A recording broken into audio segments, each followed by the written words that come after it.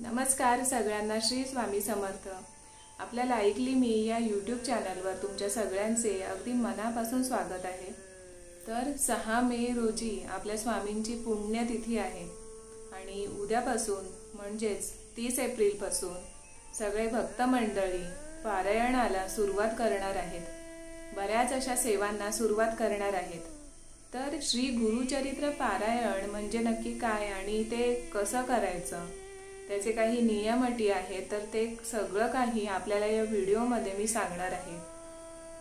बऱ्याच मित्रमैत्रिणींचे कॉल येतात, मला प्रियजनांचे कॉल येतात की कसं करायचं नक्की आणि काय। तर मागच्या वर्षी दत्त जयंतीला मी गुरुचरित्र पारायण केलं होतं। त्यावेळेसचे व्हिडिओ सुद्धा आपल्या चॅनलवर उपलब्ध आहेत, तर ते सुद्धा तुम्ही पाहू शकता।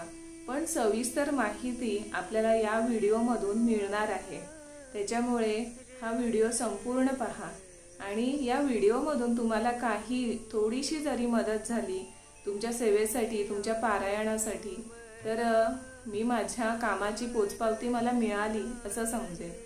तर चला मग थोडा वेळही न थांबता आपण आपल्या व्हिडिओला सुरुवात करूया। तर श्री गुरुचरित्र ग्रंथ हा खूपच पवित्र असा ग्रंथ आहे आणि या ग्रंथामध्ये आपल्या संपूर्ण जीवनाचं सार दडलेलं आहे। आणि म्हणूनच काही असे जे क्षण येतात, जसे की सणासुदीचे दिवस असतात आणि त्या वेळेला आपण आपलं काही एक विशेष जे काही असतं, विशेष पूजा असते किंवा काय असतं ते आपण करतो, तर त्या क्षणाला खूप महत्त्व असतं। तर तसंच अगदी स्वामी जयंतीच्या वेळेस, स्वामी पुण्यतिथीच्या वेळेस, दत्त जयंतीच्या वेळेस आपण श्री गुरुचरित्र ग्रंथाचं पारायण केलं तर खूपच पुण्य मिळतं।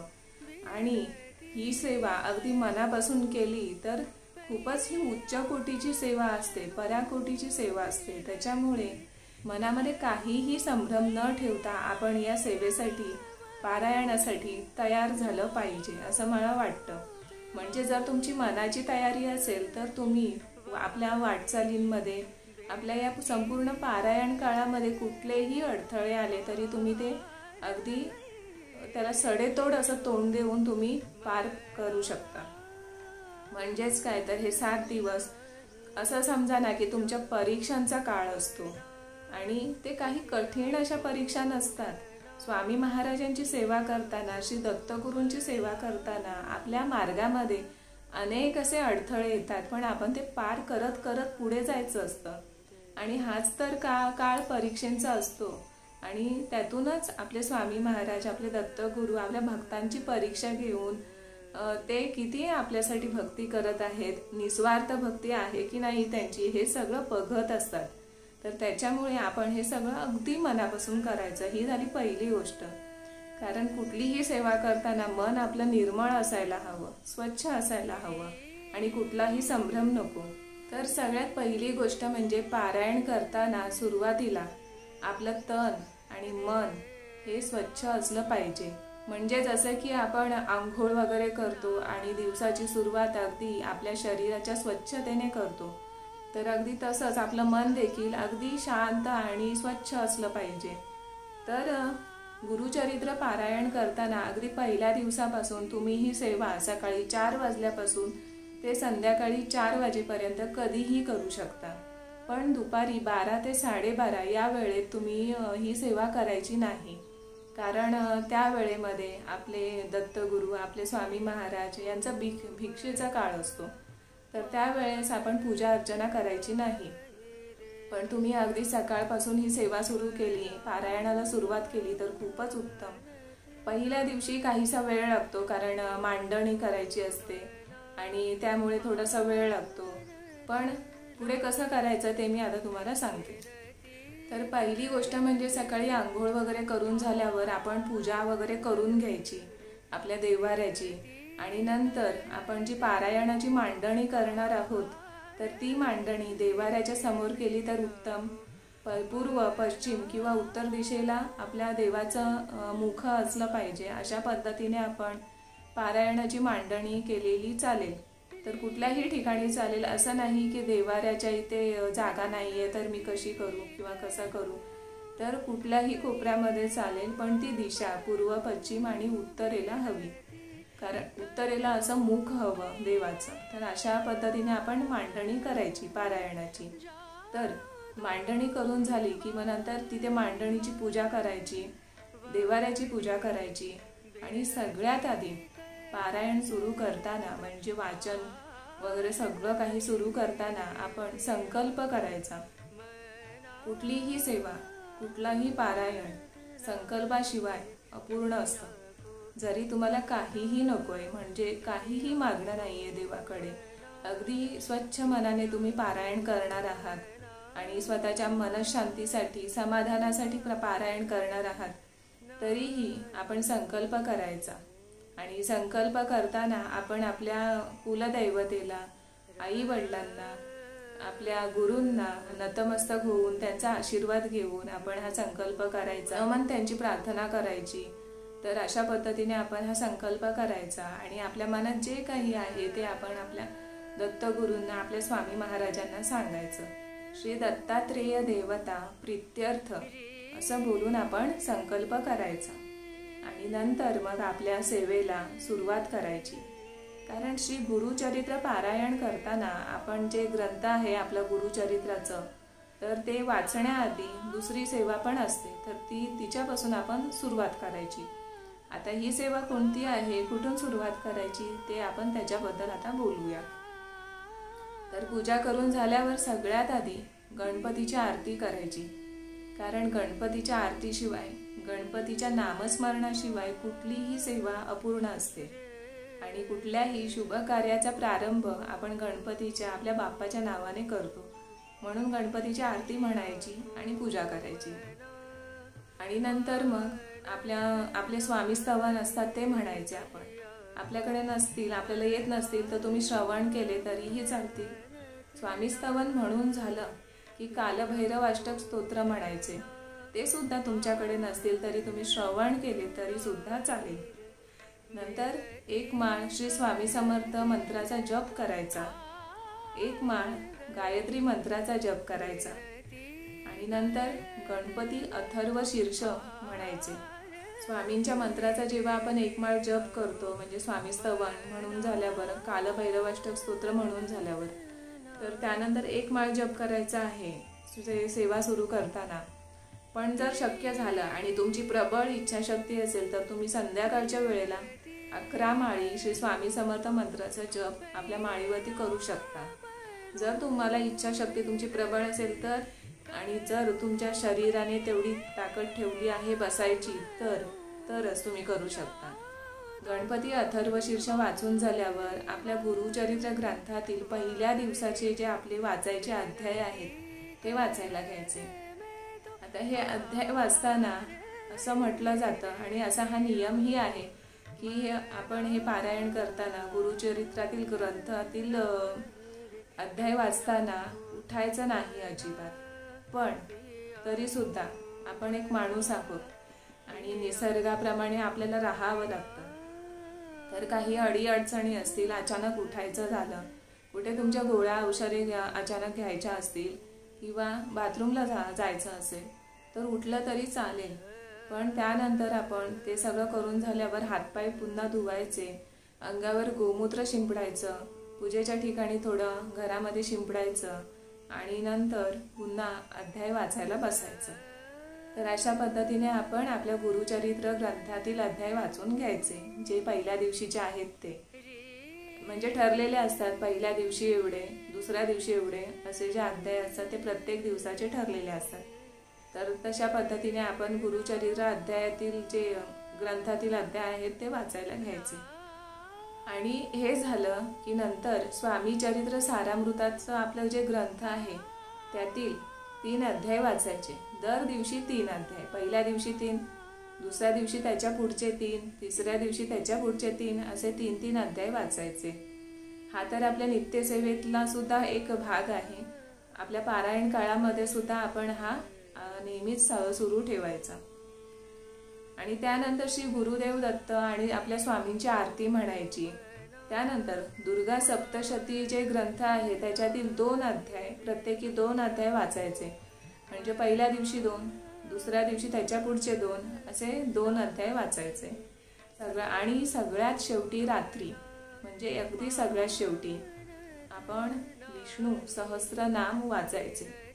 आता विष्णू सहस्त्रनाम सगळ्यात शेवटी रात्री का वाचायचे, तर त्याच्या मागे सुद्धा एक कारण आहे. दिवसभरामध्ये पारायण काळामध्ये आपल्याकडून कळत नकळतपणे बऱ्याच अशा चुका होऊ शकतात. त्याच्यामुळे काही नियम वगैरे सुद्धा आपल्याकडून पार पाडायचे राहू शकतात. तर अशा वेळेस आपण विष्णू सहस्त्रनाम नेहमी रात्री बोलायचे, जेणेकरून आपल्याकडून जे काही अघटित घडलं असेल किंवा चुकीचं घडलं असेल तर ईश्वर आपल्याला क्षमा करतो. तर हे त्यामागे कारण आहे. तर अशा पद्धतीने संपूर्ण दिवसाची ही जी सेवा असते पारायणाची, ही आपली समाप्त होते. अशी ही सेवा असते. आता ही करायची कशी? एकाच वेळेला हे सगळं संपूर्ण होऊ शकत नाही, मला माहीत आहे. आणि एकाच वेळी आपल्याला बसायला देखील होणार नाही सलगपणे. तर काय करायचं? पहिली जी मी सेवा तुम्हाला सांगितली आहे की ग्रंथ वाचायच्या आधी, म्हणजेच गुरुचरित्र ग्रंथातील अध्याय वाचायच्या आधी जी सेवा आहे आपली, म्हणजे गणपतीची आरती, त्याच्यानंतर स्वामी स्तवन, कालभैरव अष्टक स्तोत्र, एक माळ स्वामी समर्थ मंत्राचा जप, आणि त्याच्यानंतर गणपती अथर्व शीर्ष गायत्री मंत्र. तर ते सगळं बोलून झाल्यावर आपण गुरुचरित्रातील अध्याय वाचायला बसणार, बरोबर? तर ही सेवा आपण तिथपर्यंत करायची एकाच वेळेला.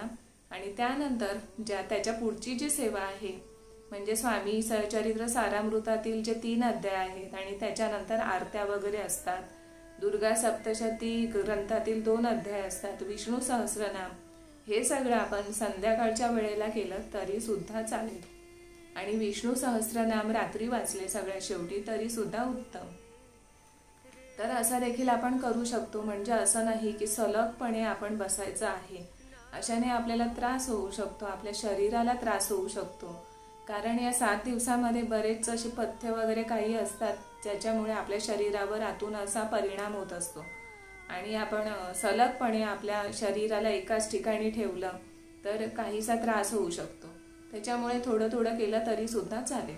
म्हणजे मी आता जसंच मला सांगितलं त्या पद्धतीने तुम्ही केलं तरी सुद्धा चालेल. आणि ज्यांना कमरेचा भयंकर त्रास आहे त्यांनी खुर्चीवर बसून समोर टेबलावर ग्रंथ ठेवला तरी सुद्धा उत्तम. तर ग्रंथ कसा ठेवायचा? आपण जिथे मांडणी करतो, म्हणजे गुरुचरित्र पारायणासाठी जी मांडणी करतो, त्या मांडणीच्या समोर पाटावर आपण एका पिवळ्या वस्त्रामध्ये आपलं गुरुचरित्र ग्रंथ ठेवायचं. आणि जेव्हा आपण वाचायला बसतो त्याच वेळी तिथे वाचायचं. आणि वाचून झालं की तसंच तिथे ठेवायचं, नमस्कार करायचा.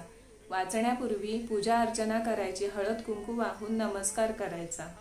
पण ग्रंथाला कुठेही हलवायचं नाही. म्हणजे तिथून उचलला दुसरीकडे ठेवला असं अजिबात करायचं नाही. संपूर्ण 7 दिवस हा ग्रंथ आपला तिथेच राहणार. आपण जिथे मांडणी केली आहे ना पारायणाची तिथेच राहणार. तर हा एक नियम आहे. धूप दीप लावून छान अशी पूजा झाली की नंतर मग आपली सेवा सुरू आपण जेव्हा करू त्याच्या आधी आपण नैवेद्य दाखवायचा. साहजिकच सकाळ सकाळ आपल्याकडून काही तयार झालेलं नसतं स्वयंपाकघरात, गोड पदार्थ किंवा काहीही. तर त्याच्यामुळे आपण फळांचा नैवेद्य दाखवला तरी सुद्धा चालेल, किंवा खडी साखरेचा दाखवला, साखरेचा दाखवला तरी सुद्धा चालेल. आणि 2 वेळा आपण जे काही जेवू, जे काही आपण आपल्यासाठी बनवू खाऊ, ते जेवण आपण आपल्या ईश्वराला दाखवायचा. जिथे मांडणी केली आहे तिथे दाखवायचा. आणि नंतर मग आपण जेवून घ्यायचं. म्हणजे काय तर सलग 7 दिवस आपण जे काही आपल्यासाठी बनवणार जेवण वगैरे खाण्यासाठी, ते आपण आपल्या देवाऱ्यात आपल्या स्वामींजवळ आणि पारायणाची मांडणी केलेली आहे तिथे आपण दाखवायचा नैवेद्य. आणि नंतर मग आपण जेवून घ्यायचं. पारायणाच्या काळामध्ये 7 दिवस आपण सोफ्यावर बसायचं नाही, गादीवर बसायचं नाही. आपण खाली चटई अंथरून बसू शकतो लादीवर, किंवा सतरंजी अंथरून बसू शकतो. आणि सेवा करताना पारायण काळात जर आपल्या कमरेला त्रास होत असेल तर मगाशी सांगितलं तुम्हाला की तुम्ही खुर्चीवर बसू शकता आणि समोर टेबलावर ग्रंथ ठेवून तो वाचू शकता. सेवा करायला आपण जिथे बसू, म्हणजे जिथे मांडणी केलेली आहे तिथे आपण नेहमी बसायचं. आणि त्याच ठिकाणी एकाच ठिकाणी आपण 7 दिवस आपली पूजा करायला आपलं वाचन करायला, सेवा करायला, पारायण करायला बसायचं. म्हणजे आपली जागा आपण कुठेही हलवायची नाही. तर खाण्याचे नियम, आता पहिल्या दिवशी आपण जे काही खाऊ, म्हणजे समजा आपल्याला बाहेरचे पदार्थ तर संपूर्णतः वर्ज्य आहेत. म्हणजे बाहेरचं काहीच खायचं नाही. बिस्किट, टोस्ट, बटर किंवा काहीही, म्हणजे आपण नॉर्मल जे चहा कॉफी सोबत खातो ते सगळे पदार्थ, तर ते सगळं काहीच खायचं नाही आहे. बाहेरचं सगळं वर्ज्य. म्हणजे आपण आपल्या स्वयंपाकघरात जे काही बनवू ते आपण खायचं. पण त्याला सुद्धा नियम आहे. जर तुम्ही चपाती कराल पहिल्या दिवशी तर तुम्ही सलग 7 दिवस चपातीच खायची आहे. जर भाकरी कराल तर भाकरीच खायची आहे.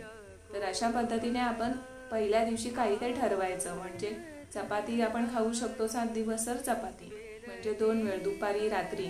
आणि नाश्त्याच्या वेळेला सकाळी सुद्धा तुम्ही चहासोबत चपाती किंवा काय असं खाऊ शकता. आणि मांसाहार संपूर्णतः वर्ज्य आहे. शेंगदाणे वर्ज्य आहेत. कडधान्य, डाळी, शेपूची भाजी, मेथीची भाजी हे सगळं वर्ज्य आहे. तर हे सोडून आपल्याला भाज्या बनवायच्या आहेत. जसं की भेंडी बनवू शकता, ढोबळी मिरची बनवू शकता आणि इतरही भाज्या ज्या फळभाज्या आहेत त्या तुम्ही बनवू शकता.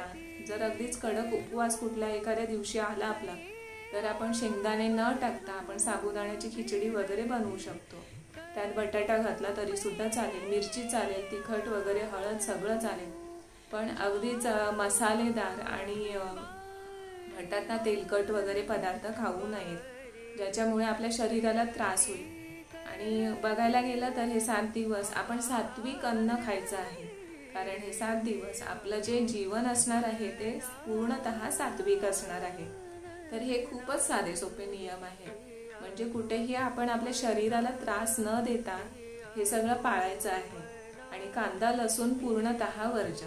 म्हणजे भाज्यांना वगैरे फोडणी देताना आपण कांदा लसूणची फोडणी द्यायची नाही. तर असं जिरं वगैरे तुम्ही घालून फोडणी देऊ शकता. भात खायचा नाही, कारण भात सुद्धा 7 दिवस संपूर्णतः वर्ज्य आहे आपल्यासाठी. आणि घरीच बनवलेलं खायचं, आपल्या स्वयंपाकघरात कुणी बनवलेलं दुसऱ्यांच्या हातचं खायचं नाही. या संपूर्ण 7 दिवसाच्या काळामध्ये आपण शक्यतो शांत राहायचं. म्हणजे घरदार म्हटलं, संसार म्हटला की म्हणतात ना कधीतरी भांडणं होतात, कधीतरी वादविवाद होतात. पण या काळामध्ये आपल्याला संपूर्ण हे टाळायचं आहे. घरी आपल्या कुटुंबाकडून हे सगळं होत असेल तर दुर्लक्ष करायचं आहे त्यांच्याकडे, किंवा शांतपणे त्यांना समजावून सांगायचं आहे. ते समजून घेणारच तुमचं, कारण तुमची सेवा सुरू असणार आहे. तर ते साहजिकच त्यांना सुद्धा कळतंच. पण नसेल जरी कळत तरी सुद्धा तुम्ही शांततेची भूमिका घ्यायची आहे. म्हणजे इकडून ऐकून इकडून सोडून द्यायचं.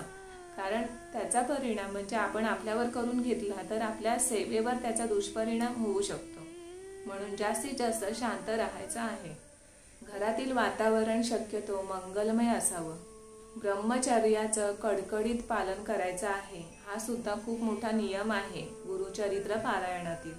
पारायण काळामध्ये आपण मंदिरात किंवा मठामध्ये गेलं तर खूपच छान असं असतं. म्हणजे तुम्हाला जेव्हा शक्य होत असेल संध्याकाळच्या वेळेला, सकाळच्या वेळेला पूजा आपली झाली की तर आपण जाऊ शकतो. म्हणजे काही नियम असे नाही आहेत, पण तुम्हाला शक्य झालं तर तुम्ही जाऊ शकता. 7 दिवस आपण कुठेही कोणाकडेही राहायला जायचं नाही.